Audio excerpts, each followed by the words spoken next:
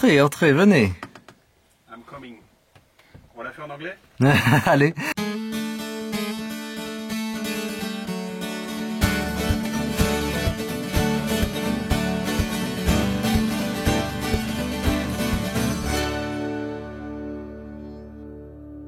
Ouais, je suis content, je suis avec Flo. Ok. Flo quand même, je suis super content.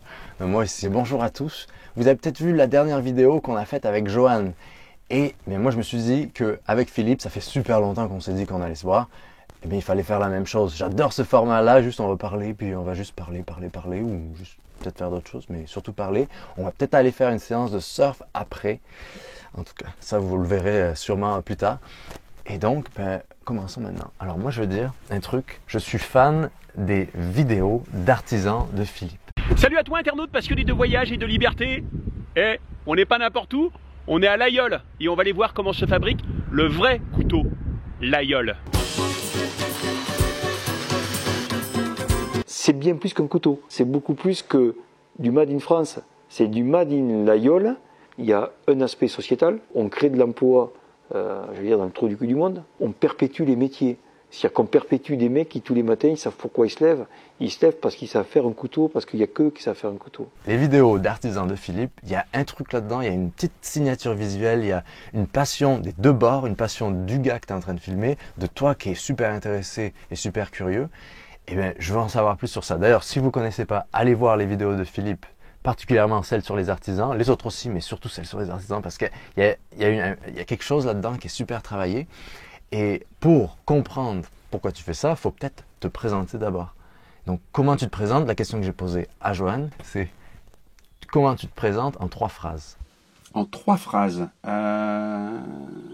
Il faut que je trouve. Ouais. En plus, je le pitch en fait, parce que des fois j'envoie des mails à des gens pour me présenter. Donc quand je le pitch, en fait, souvent je dis, je m'appelle Philippe Douteau, je suis réalisateur nomade, je voyage avec mon petit fourgon aménagé qui s'appelle Michel, qui est aménagé comme un camping-car en fait à l'intérieur, qui est très confortable.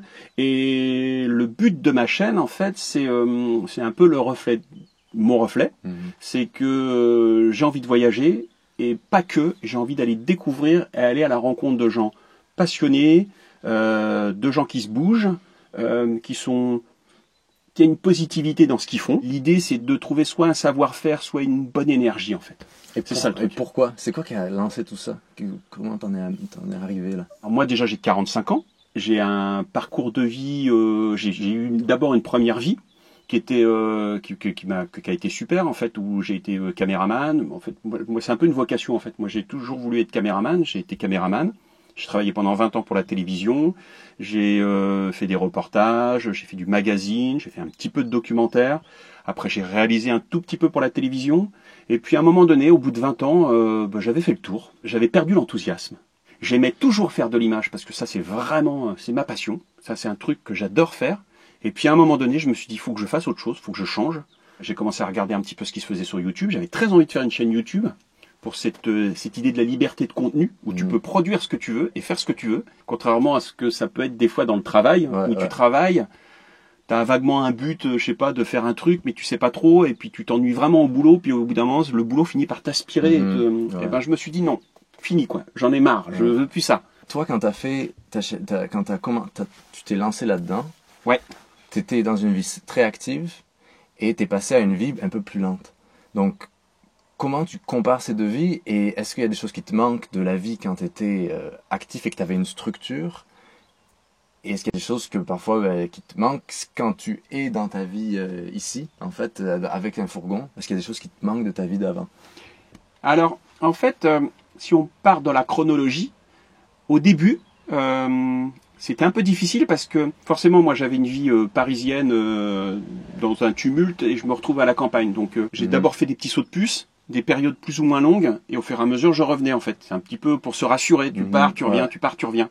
Et maintenant en fait j'ai pris le rythme en fait. Ça m'embête pas de partir longtemps.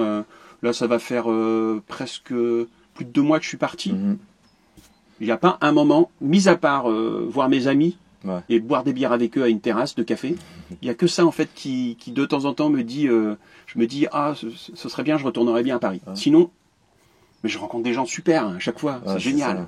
La tendance de vivre dans un van.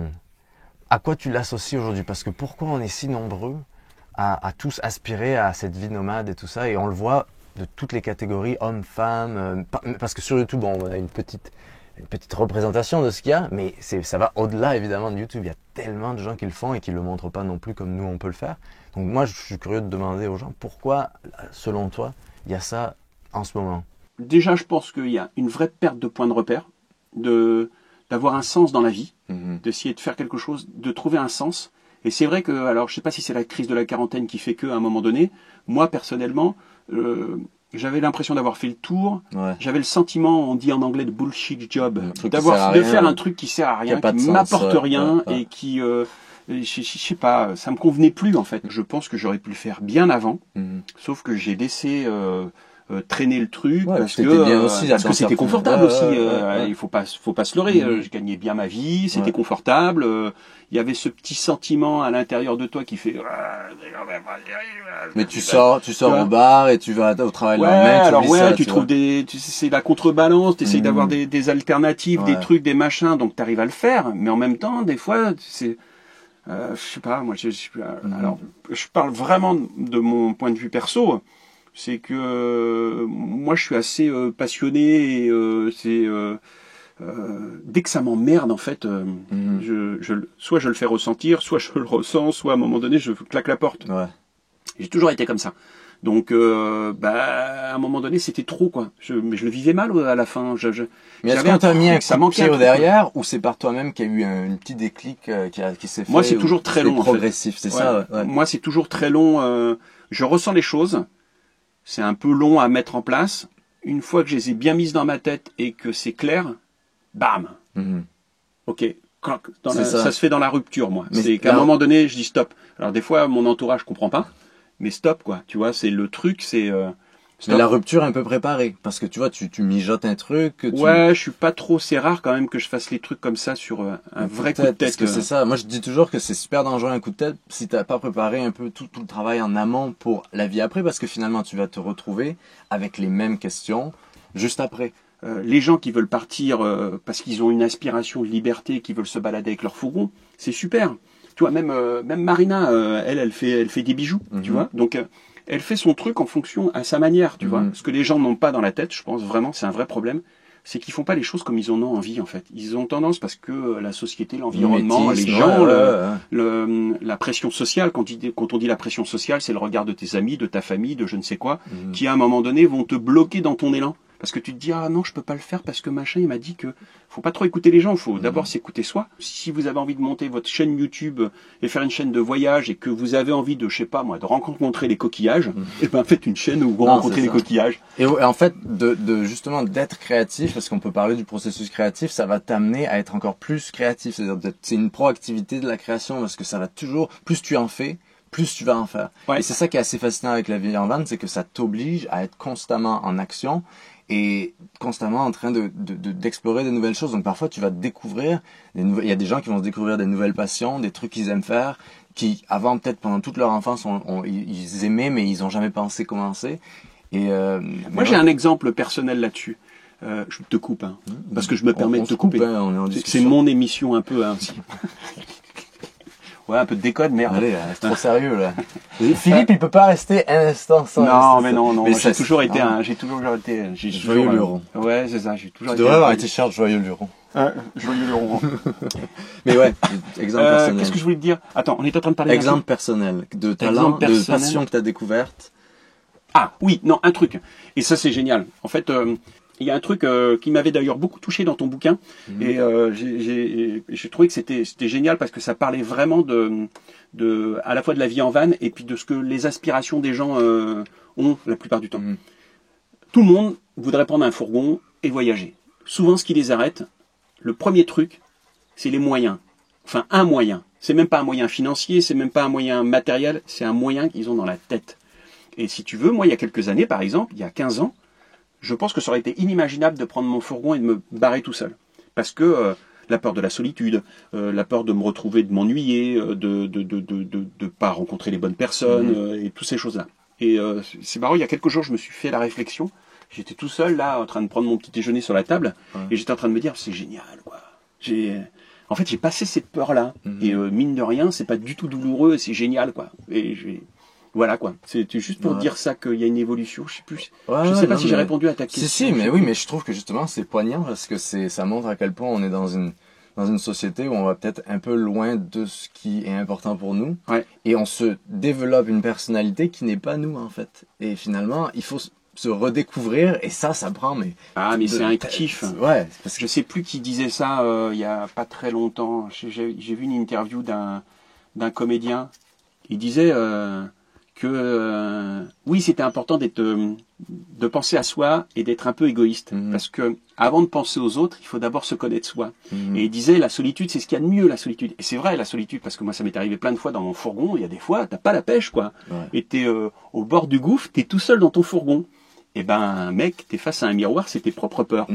Et que quand t'es comme ça, tu vois, tu t'apprends à te connaître. Et après, je trouve que c'est beaucoup plus facile d'aller vers les autres après. Ouais. Il y a une raison aussi, c'est fort ce que tu dis, parce que justement, je pense qu'il y a une raison pourquoi on quitte ses parents.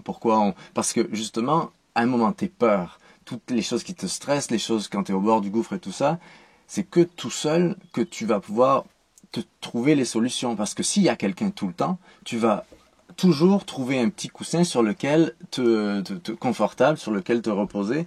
Et c'est un vrai exercice quand ensuite tu es avec des gens, de ne pas tomber là-dedans. Parce que c'est de la complainte un peu, parce qu'on a tous ce côté, dès qu'on a quelqu'un, il y a le risque, encore une fois, d'avoir un certain confort. Il y a beaucoup de gens qui restent dans des relations ou avec leur famille et tout ça. Ils aiment leur famille, mais ils pourraient très bien vivre sans leur famille. Et par confort, ils restent avec. Et ouais, mais c'est un peu parfois, la vie t'oblige et t'as pas le choix de te retrouver tout seul. Mais parfois, eh bien, il faut se forcer. Mais ouais. En fait, tu vas vers les autres aussi quand t'as des crasses, en fait, qui t'arrivent des trucs. C'est le truc tout bête, hein, parce que c'est arrivé à tout le monde. Tu t'embourbes. Ouais. Tu t'embourbes, à un moment donné, t'es embourbé, t'es en plein milieu de la campagne. Qu'est-ce qu'il faut que t'ailles faire? Il faut que t'ailles voir l'agriculteur de coin. Et tu finis par connaître quelqu'un. Tu fais des rencontres comme ça. J'ai encore commencé une phrase sans la terminer. C'est en fait. Redécouvrir la vie. Ouais, non, mais c'est une super expérience. Moi, je kiffe, hein. Je kiffe. Ouais, et pour finir, on va peut-être finir avec, pour parler plus... Quoi, on finit déjà? De ta chaîne, tu sais, il y a quelque chose que je voulais te demander. On voit, quand tu parles avec les gens, qu'il y a une sorte de connexion qui se fait, et on peut voir le côté professionnel, que ça se voit que tu as été derrière une caméra pendant longtemps et que tu as l'habitude de faire allumer les gens, comme on dit en bon québécois, tu sais, les gens, il y a quelque chose qui s'allume. Et à la fois, je me demande à quel point t'as travaillé ça, tu vois, parce que ça pourrait être intéressant pour les gens de voir un peu alors moi je suis un technicien à l'origine. Je suis un caméraman. Donc en fait la technique, la caméra, c'est quelque chose que je connais à peu près et donc que j'arrive à oublier parce que c'est un petit peu comme marcher. Tu vois, tu penses plus maintenant, tu veux aller d'un endroit d'un point A à un point B, tu marches, tu te déplaces. Ben moi c'est un peu pareil. Quand j'ai la caméra, évidemment il y a des contraintes techniques, mais j'arrive facilement à l'oublier puisqu'en fait c'est mon troisième œil. En fait, je tourne avec, donc j'arrive maintenant à peu près à. C'est très difficile au début de l'oublier la caméra et d'être avec la personne en face de moi. C'est un exercice qui est hyper dur. Après, la connexion avec les gens, ça se fait naturellement. C'est toi qui choisis d'aller les voir, donc après, tu le temps d'entrer en contact avec eux. Donc je suis en contact avec eux. Il y a on va dire un pré-casting comme on dit, où quand je les ai au téléphone, je vois si ça passe ou pas. Mais la plupart du temps, je me plante pas. Hein. Ouais, non, c'est ça. Les gens que je croise, je sais pas, j'essaye d'être. Tu le sens en fait, les gens quand tu les croises, si ça le fait ou pas. Et t'aimerais. Après, moi, je suis contre l'idée de toujours grossir, parce que que ce soit, tu sais, une de mes passions, c'est pas l'agriculture, mais plus la permaculture. Comment on nourrit des populations et nous-mêmes, et que on voit que tous les problèmes, même dans l'économie, n'importe quoi, c'est dès qu'on grossit, on amène certains problèmes. Et ça, j'y pense beaucoup quand je vois les chaînes YouTube de tout le monde. Tout le monde a cette impression qu'il faut grossir et croître pour réussir. Et j'allais te poser une question, justement, c'est où c'est que t'aimerais amener ça, mais à la fois, ce que tu as en ce moment, c'est exactement plus ou moins ce que tu devrais avoir, parce que ça marche et t'aimes ce que tu fais. Donc, je vais te poser la question quand même, où est-ce que tu aimerais amener ça? Mais ça implique que là où tu es en ce moment, c'est pas là où tu devrais être, tu vois. Donc c'est un peu. Ouais. Après, faut grandir.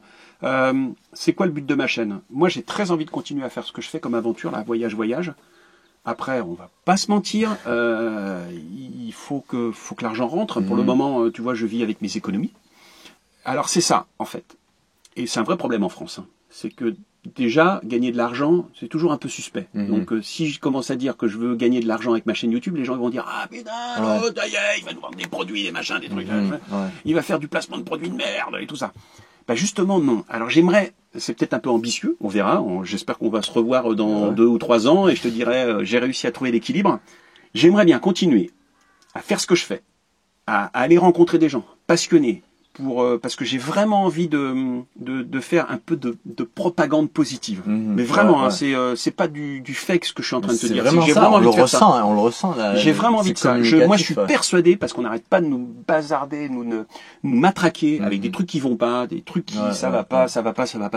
Bah non, il y a des gens qui font des super trucs et que t'es pas obligé de bosser dans une grande entreprise, dans un open space, dans le fin fond de Paris, dans un endroit qui va te bouffer ton énergie. Tu peux aller vivre dans des endroits, tous les artisans que j'ai rencontrés, les mecs, ils gagnent pas des 1000 et des cents, mais ils sont heureux.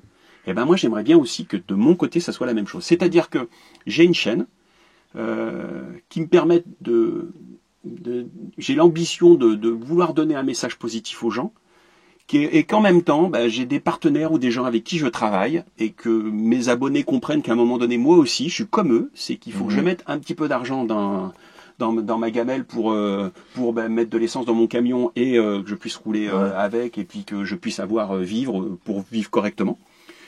Si je pouvais faire les deux, ce serait super. Je cherche pas, parce que sinon j'ai compris la mécanique. Hein. Je sais que pour faire plein d'abonnés et tout, et de faire plein de vues, il faut impérativement faire des trucs un peu putaclic et négatifs. Donc t'es sûr que tu fais des vues. J'ai pas envie de ça. Donc et pour l'instant, je grossis pas très vite. Enfin, quand je dis je grossis, j'ai de plus en plus d'abonnés. Pas très vite, je pourrais en avoir beaucoup plus vite. Une exposition. Une exposition, ouais, c'est plus ça en fait. Faudrait peut-être parler de plus d'exposition, parce que je cherche pas l'abonné et tout. Je suis content parce que je vois faire quelqu'un de qualité, tu vois.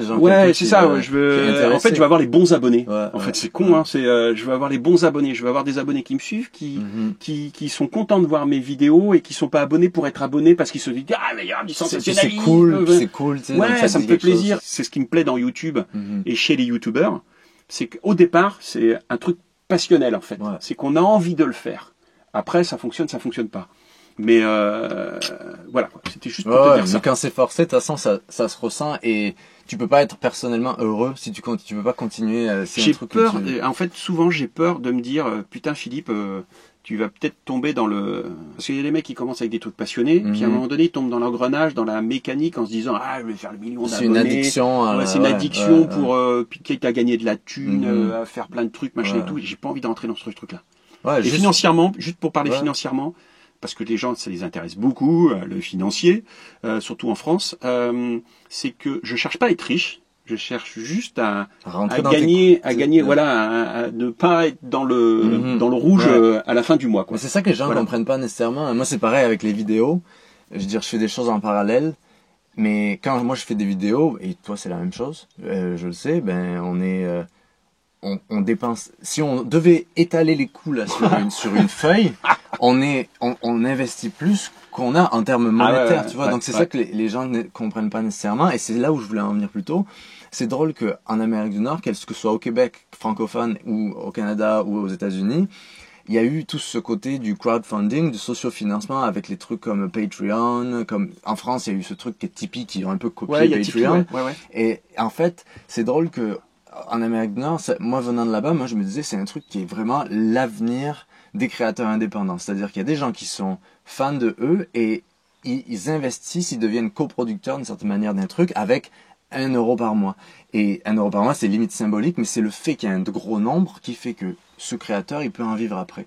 Et c'est drôle que dès que on en parle plus ici, en France, tout d'un coup, ça devient un petit problème parce que de un, les gens, ils peuvent se sentir, t'es tenu par les gens qui payent, alors que c'est pas du tout le cas. Quelqu'un qui veut pas, il peut s'en aller. On a un rapport à l'argent très compliqué, les Français. Et aussi, c'est que tu le mérites pas parce qu'on te l'a juste donné. Comme si tout ce que tu produisais, tout ce que tu créais, parce que t'es un créateur, n'avait pas de valeur. Et ça, je trouve ça fascinant parce que c'est un sujet que j'aimerais approfondir pour voir comment on peut changer ça en tant que créateur indépendant petit. Mais même moi, tu vois, je le voyais tout à l'heure quand j'étais en train de te parler, quand on parlait de précarité ou choses comme ça, ces rapports à l'argent, tu vois, et je me dis, tu vois, je m'auto-censure en fait. Je me suis rendu compte en t'en parlant, quoi. C'est vrai que les Français, on a un vrai rapport compliqué à l'argent. Hein. Moi, j'aimerais bien parler un peu plus peut-être de mes revenus ou des choses comme ça, mais je le fais pas parce que. Et en plus, alors. Je le ferais bien, mais ce que je me dis aussi, c'est que c'est complètement, en fait, c'est naze. Parce que pourquoi c'est naze? Parce que l'argent en soi, tout le monde me pose la question, et c'est comme ça pour tous les van lifers, c'est combien ça te coûte, combien. Alors certes, ça a un budget, mais toi, ton budget, il n'est pas le même que le mien, parce qu'on n'a pas les mêmes envies, on n'a pas les mêmes trucs. On vit pas au même endroit. Exactement. Et il y a d'autres van lifers, ça va être encore autre chose. C'est que, en fait, tu t'adaptes. Tu t'adaptes à peut-être ta culture, ta façon de vivre, de faire, qu'est-ce qui est important pour toi. Il y en a, ça va être la bouffe, il y en a d'autres, ça va être plus, je sais pas moi, de mettre de l'essence dans son fourgon parce qu'il veut rouler très très très très loin. Je sais pas, je dis des bêtises, mais faut faire avec ses moyens en fait. Et ça, c'est la première question. Je trouve que c'est une question qui est le reflet même des gens qui ne font pas de van life ou je sais pas quoi, et qui posent toujours la même question parce que moi, ce que j'aime dans la van life depuis que je le fais, c'est que tu es un peu livré à toi-même. Et donc, tu t'adaptes, tu fais ton truc. Donc, t'en as rien à foutre de savoir. Moi, je m'en fous de savoir combien tu gagnes et combien ça te coûte. Et toi, t'en fous sans doute que de savoir combien ça me coûte. En fait, on s'en fout. En fait, parce qu'on se débrouille tous, tu vois. Ouais, c'est la débrouille, quoi. Enfin, tu vois, et puis on n'est pas tous logés à la même enseigne. C'est comme ça. On n'a pas le même âge, on n'a pas logé à la même enseigne, on part pas avec le même handicap entre guillemets. C'est ça que je trouve intéressant, c'est que je trouve que justement se détacher quand t'es trop occupé par l'argent, ça veut dire que t'as pas appris qu'est-ce que c'est la vraie richesse. Parce que certes, il faut de l'argent pour vivre, mais tu vois, toi par exemple, t'as 43 ans 45. Merci, tu m'as rajeuni. Ça fait, bien mon petit. Comme t'expliquais, t'as eu des bonnes années, t'as eu un métier avec certains sacrifices, avec certaines autres choses, et t'as gagné de l'argent, et vu que t'étais économe et que t'avais pas trop de dépenses, t'as pu ensuite acheter Michel, ton fourgon, et c'est comme si, parfois, je sais pas si ça t'arrive, mais parce que t'as investi dans quelque chose, ben, il faut que tu te sentes mal parce que ben, c'est un fourgon qui est super, qui est neuf, et alors que t'as travaillé pour ça. Et Pierre-Alex, notre surfeur qui arrive. Alors que t'as travaillé pour ça et tu l'as fait. Tu vois, non, en tout cas, je trouve ça assez. Oui, c'est ça en fait. Moi, ça m'emmerde en fait de rendre des comptes tout le temps. Pourquoi on rendrait des comptes? Il y a plein de gens qui font plein de trucs et on va pas leur demander de rendre des comptes. C'est très français ça. Hein. Faut rendre des comptes. Faut tu sais, il y a la fiche de compte. Alors, bon, t'as gagné de l'argent. Ok, d'accord. Bon, maintenant il faut que tu la rendes. En. Et d'où l'idée, on va finir là-dessus. D'où l'idée de rester indépendant et petit, mais pas dans le sens de ta vision ou quoi, mais dans ta façon de faire. Tu vois, de garder à peu de gens, de toi, tu restes maître de ce que tu crées. Et je pense que ça, c'est la clé. Et tu le montres bien parce que, je te dis encore une fois, les reportages, mais c'est juste, tu sais, c'est une petite série, puis j'essaye de faire de mon mieux, hein, je suis content. En fait, j'essaye de faire de mon mieux, j'essaye de faire ce que j'ai envie de faire, déjà, d'une part, et après, je suis super content quand j'ai, le mec que j'ai filmé, il t'appelle, il te dit, c'est super, je suis content, parce que vraiment, t'as fait pour moi, c'est génial, quoi. Pour moi, ça vaut 2 millions de vues, quoi. C'est ça, parce qu'il y a l'aventure YouTube, mais ça va paraître un peu cliché, mais il y a aussi l'aventure humaine. Exactement. Mais ouais. Donc sur ces belles paroles. Quel kiff la kiff life, j'ai inventé ce mot encore. Tu aimais quand cette vidéo? Aucune idée. Bon, mais merci Philippe. Je suis content. Mais franchement, mec, je suis quand même avec Florent de la vie en van, quoi. Tu vois? Non, mais faut quand même le dire. Non, mais vraiment. Attends, mais j'ai commencé. Forcément, quand tu commences à faire l'aventure YouTube, le premier mec sur qui tu tombes, moi, c'était il y a 2 ans, quand j'ai commencé vraiment à me dire, j'ai envie de faire ce truc. Je tombe sur un mec, c'est Florent, quoi. Et je suis avec lui. Ça, c'est là, tu vois, que je sais pas, tu montes step by step les petits levels parce que tu te retrouves à être dans son émission, dans sa chaîne YouTube. Bien filmé, très bien filmé avec la caméra. Mais non, mais c'est vrai, t'es mon Michel Drucker à moi. Tu connais Michel Drucker? Je travaillais avec Michel Drucker. Ah ouais? Ouais. Enfin, je te montrerai, j'ai une photo de Michel Drucker à côté de moi dans un hélicoptère de l'armée. C'est pour ça que tu l'as appelé Michel? Et même pas. Non. Je l'ai appelé Michel parce que. Ah oui, bah défini. Ouais. Pourquoi? Oui, parce que. Tu comprends?